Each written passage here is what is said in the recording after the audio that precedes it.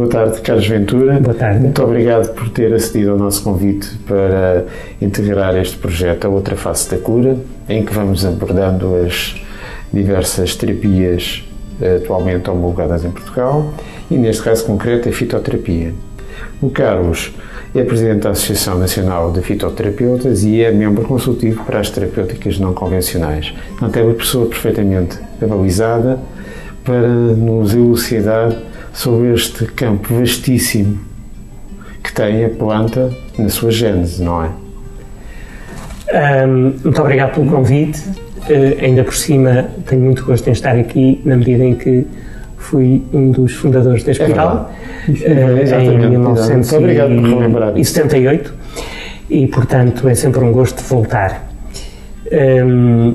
A fitoterapia, de facto, faz parte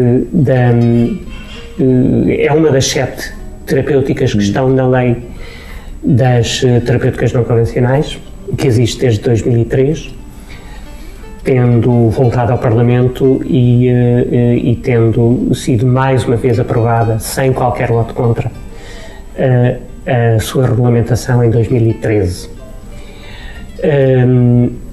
O processo completou-se, aliás, recentemente, porque foram saindo portarias que estavam previstas na lei e o último passo foi dado agora no dia 19 de fevereiro, estamos em 2016, com o fecho do prazo para o registro e para a entrega dos documentos dos fitoterapeutas. Portanto, a partir de agora, evidentemente já quem tenha recebido a sua cédula profissional, emitida, portanto, pelo Ministério da Saúde, e continuará a haver, conforme os processos forem sido analisados.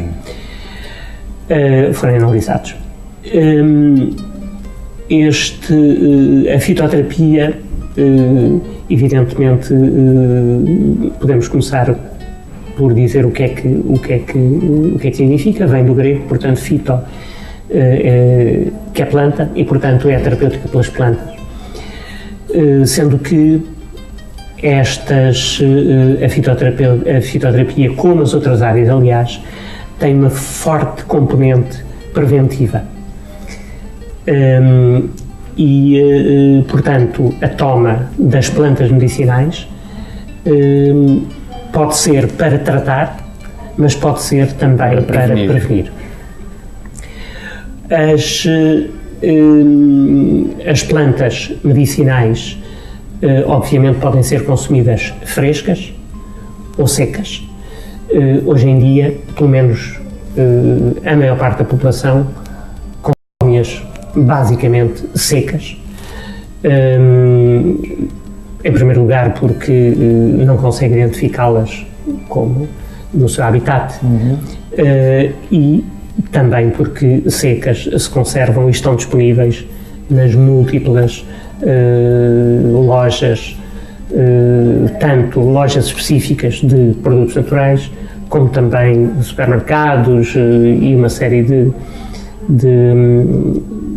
estabelecimentos que as vendem. Desde há algumas dezenas de anos, evidentemente que as plantas começaram a estar disponíveis também como extrato, ou seja, extrato líquido ou extrato seco, seja, portanto, desde xaropes, cápsulas, comprimidos, ampolas bebíveis, por aí fora. Isso, evidentemente, esses extratos são obtidos em meio laboratorial, apesar de terem que ter alguns cuidados diferentes da obtenção de fármacos,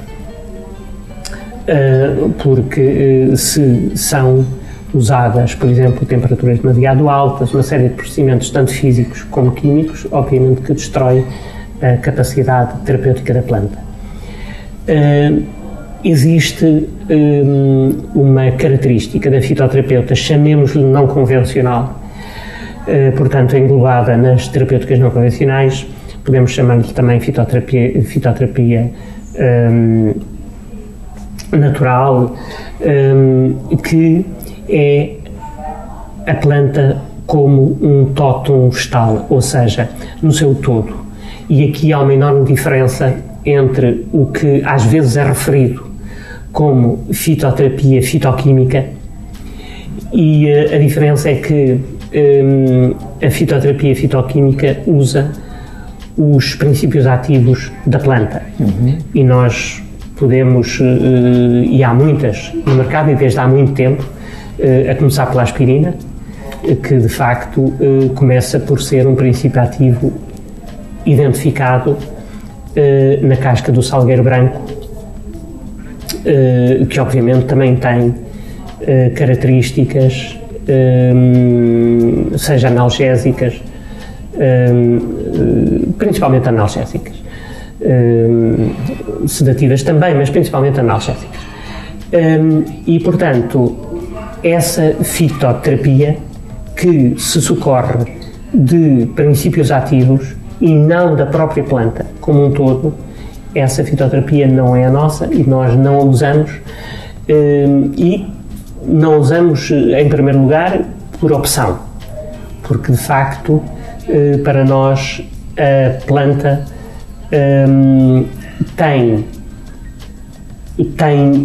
uma ação terapêutica mais segura do que o princípio ativo e também, em muitos casos, mais eficaz do que o próprio princípio ativo. Com efeito, a planta tem um conjunto sinergético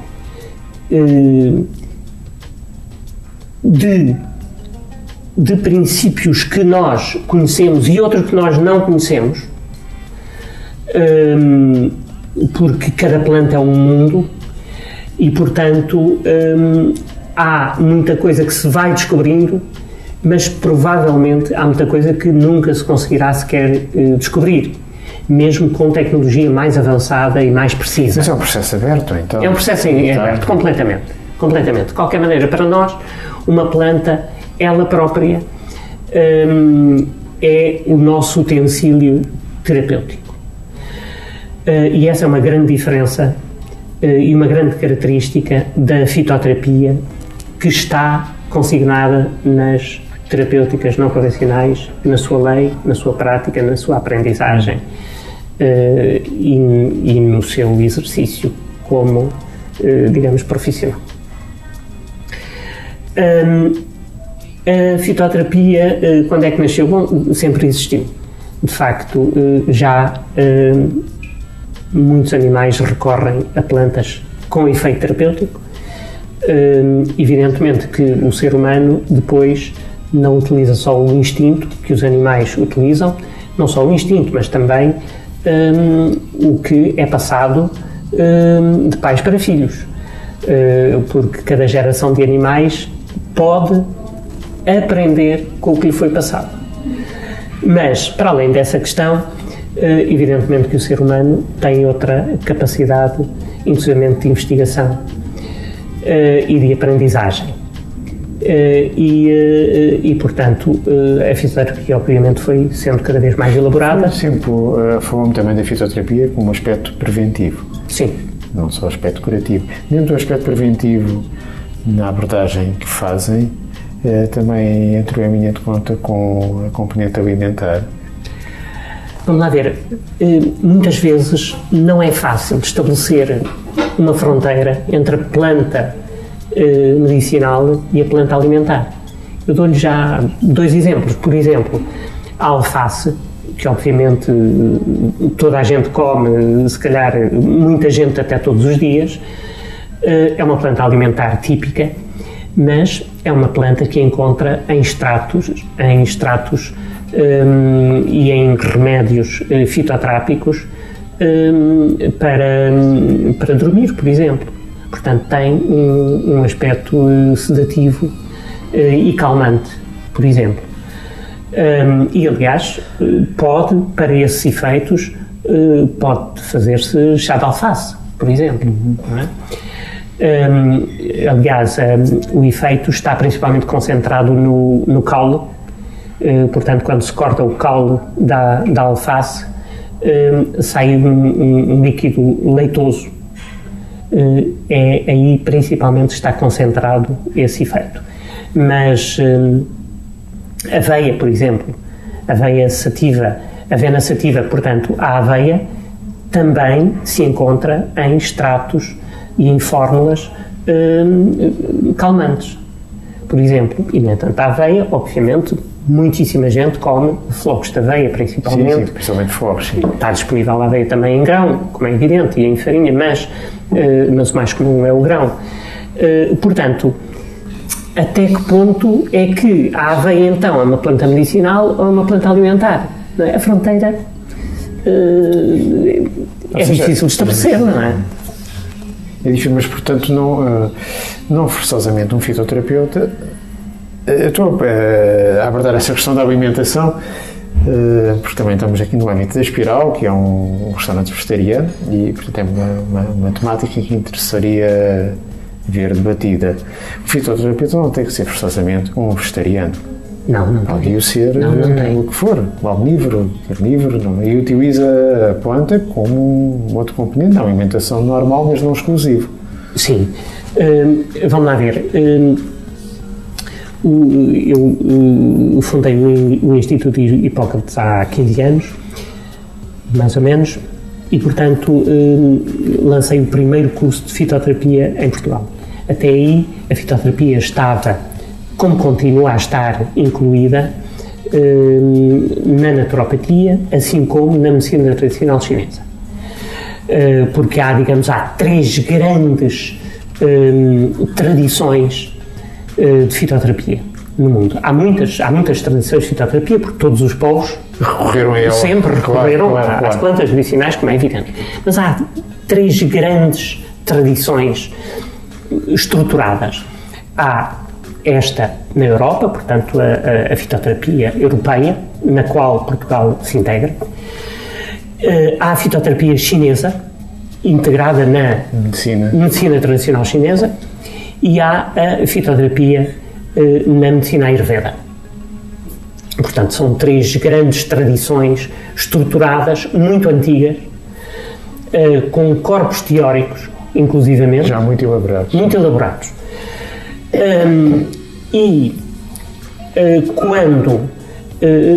Mas são tradições muito diferentes. Apesar de até poderem usar algumas plantas comuns. Mas depois, o corpo teórico é muito diferente. Em forma de filosofias, parte de filosofias diferentes. Sim. Muito específicas, não diria muito diferentes, mas pelo menos específicas. Muito específicas. Mas qual é a filosofia que está por detrás? A medicina tradicional chinesa, o Yin, o Yang, pronto, isso já é do vulgo comum de saber. A Ayurveda também é muito falado hoje em dia. Sem dúvida. Mas no Ocidente, qual é o corpo teórico que a abordagem da ponta parte? Qual é o pressuposto? Ok. A fitoterapia chinesa, a fitoterapia ocidental europeia, tínhamos a coisa assim, tem o mesmo corpo teórico que a naturopatia europeia também. Portanto, crescem juntas. E, de facto, quando eu, aqui, portanto, no princípio deste século, eu era dirigente da única federação que existia naquela altura, já não existe, era a FENAMAN, Federação Nacional das Medicinas Alternativas Naturais, e recebemos uma carta. Hoje é tudo por mail, naquela altura ainda havia cartas, isto vai depressa, portanto, das autoridades portuguesas, dizendo para lhes darmos os contactos da Associação de Fitoterapia com vista à construção de uma lei para Portugal. E nós respondemos dizendo que, de facto, a fitoterapia era parte da naturopatia e, portanto, e da medicina tradicional chinesa. Portanto, a fitoterapia não existia como corpo à parte. Mas eles insistiam, dizendo, não, mas a fitoterapia vai ser uma profissão diferente da naturopatia. E, portanto, andámos um bocadinho neste jogo do empurra, Até que houve uma reunião em que eu disse, bom, mas eles querem nos dar mais uma profissão e nós estamos aqui a dificultar. Porquê? Nós não saímos daqui porque, na realidade, isto acaba por vir de Bruxelas. E a fitoterapia separada da naturopatia existe nos países anglo-saxónicos, nomeadamente na Grã-Bretanha e nos países nórdicos. E, portanto, eles é que estabeleceram isto em Bruxelas e, portanto, não há hipótese. Nós, aqui vai ser a mesma coisa. Quanto muito aqui, então, poderia a fitoterapia ter sido uma especialização dentro da naturopatia. Sim, uma área, sempre foi. Era onde havia mais, uma pessoa tinha mais inclinação para aquilo, iria por aí, aprofundava aquela área, mas tinha um corpo teórico comum. Sim, digamos, a naturopatia usa a fitoterapia, como usa as manipulações e as massagens e por aí fora. E portanto, percebemos que teria que ser por aí e, portanto, fundámos a primeira associação de fitoterapia. Não havia. E deram-lhe um corpo, as disciplinas que constituem... Okay. O que é que está no fundamento da fitoterapia e da naturopatia também? Em primeiro lugar, o fitoterapeuta não cura, nem sequer não é ele, ao fim e ao cabo, o tratamento que faz é interpretar o que é que o organismo está a tentar fazer. Okay? Nós estamos aqui só para ajudar aquele organismo. Okay? Porquê é que ele está a ter febre? Porquê é que ele tem aquela dor? Porquê é que ele tem aquele problema? E o que é que ele está a fazer para resolver aquele desequilíbrio? Nós vamos ajudar. Okay? E, portanto, se usamos determinadas plantas, é para ajudar o organismo. Porque não é a fitoterapia que cura. A fitoterapia só vai ajudar o que o próprio organismo está a fazer. Quem cura é o próprio organismo. É. Ou não, se não tiver capacidade para isso. Agora, nós temos é criar condições melhores para que o próprio organismo faça o seu trabalho. Ok? Se ele está... se aquele indivíduo trabalha demais, ou então se descansa demais, se não dorme o suficiente, se come carne todos os dias da semana, tudo isso não está adaptado. Eu estou a falar aqui deste clima. Se ele vive no Ártico, vai ter que comer carne todos os dias. Exatamente. Porque não almoço, almoço e jantar. Exatamente. Sim. Portanto, temos que ver o ambiente onde ele se move e o tipo de atividade. E o tipo de atividade, e a idade. E, portanto, o que é que ele precisa? E, portanto, ao interpretar isso, nós vamos tentar criar ambiente não só externo, não é? Porque, por exemplo, aqui há uns anos, felizmente essa moda passou, as miúdas andavam com esta parte não coberta, portanto, andavam. Não era e os rins todos à morte. Exatamente. Sim. Portanto, os rins precisam de estar aquecidos. Por exemplo, portanto, nós ao vestirmos, ao comermos, ao termos os hábitos de vida que temos, esses hábitos de vida e de alimentação devem ser para nos adaptarmos às condições externas e à nossa própria atividade e à vida que temos. Se isso não está adaptado, inevitavelmente o corpo vai fazer um esforço para resistir a condições inóspitas, tanto externas como internas. E é possível que não consiga corresponder de forma cabal. E a doença é isso. A doença é uma desadaptação. E, portanto, o fitoterapeuta aconselha hábitos de vida de acordo com as necessidades do indivíduo, hábitos esses tanto do que calça, do que veste, como dorme, o que faz, a tua atividade física, a tua atividade mental, mas também o que introduz no seu organismo. Portanto, a nível de alimentação, de vida. E, portanto, quem queira enverdar por esta área profissional, agora já tem um curso abalizado, já tem um curso reconhecido. Que características aconselharia que essa pessoa tivesse? Ora bem, se eu me quero meter nisto, vê lá onde é que tu metes. É uma questão atualíssima. Porquê? Porque neste momento em Portugal não há nenhum curso avalizado pelo Estado. Porquê? Porque entre as portarias que saíram, houve portarias também que definiram os currículos das licenciaturas, porque isso está na lei, a formação tem que ser licenciatura. É? Só que até este momento, e houve obviamente processos que já entraram, dossiês para reconhecimento dessas licenciaturas, mas ainda esses processos ainda nenhum foi despachado ainda. Talvez espera-se que haja cursos, portanto, processos despachados nos próximos meses e que comecem em setembro, mas neste momento não se sabe. Não tenho certeza. Outros cursos iniciar-se-ão não agora em 2016, mas em 2017, 2018 e por aí fora. Portanto, neste momento, o que eu aconselho é para que as pessoas esperem para verem onde é que haverá licenciaturas a começar, que eu não sei se será este ano ou para o próximo ou para o outro, mas a partir de agora a única forma de aceder à profissão, e isso também está na lei, é fazer a licenciatura em fitoterapia e nas outras áreas também. Nas outras áreas também estão todas... Mas podem recorrer neste momento aonde? Se não está... É que vários cursos, a vários institutos, têm todos a mesma credibilidade? Não. Não têm, com certeza, não é? Mas neste planeta não é tudo igual, é tudo diferente até. E, portanto, evidentemente que há cursos... Portanto, eu aconselharia a pessoa a ter muita atenção aos planos curriculares dos cursos atualmente existentes a esperar que essa coisa... Sim, mas neste momento, imaginemos que a pessoa... estamos até a meio do ano letivo, portanto, em princípio, enfim, as pessoas começarão em setembro, não é? Estamos em fevereiro neste momento. Mas, de qualquer das maneiras, mesmo que comecem agora um curso, ele não lhe vai servir.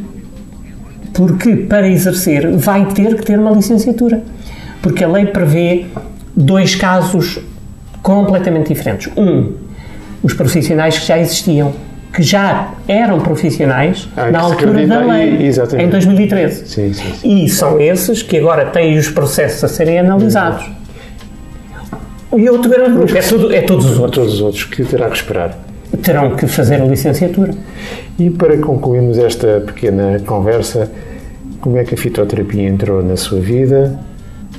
A fitoterapia... E em que medida essa prática mexeu no seu comportamento, na sua forma de ver e de agir perante a vida? Vamos lá ver, quando eu comecei com estas coisas, foi em 1975, eu estava doente, e houve dois amigos que eram nessa altura e já começaram e continuam a ser amigos,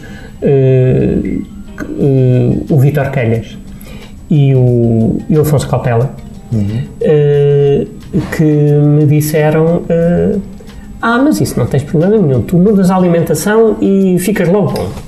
E eu não acreditei, como é evidente, mas já que eles estavam tão seguros, eu fui experimentar e eles tinham razão. 2 semanas depois eu afinal até estava bem. E portanto aquilo causou-me tanta confusão que disse, eu tenho que saber mais acerca disto. Bom, e continuei até hoje, portanto isso foi em 1975 e 41 anos depois eu acho que sei cada vez menos, porque tenho cada vez mais interrogações, mas o que eu aprendi foi que resulta. E portanto, se uma coisa resulta, o melhor é continuar, não é? Muito obrigado. Sim, com certeza. Obrigado. Ok, tenho muito gosto. Carlos, também, por esta pequena conversa. E até uma próxima conversa mais detalhada, até partilhando aquilo que no início não filmado desta entrevista conversámos, tantas memórias comuns, tantas aventuras nestes percursos espirituais, nestes percursos de aventura que são a vida. A vida, é isso mesmo. Muito obrigado, Carlos. Ok. Boa tarde.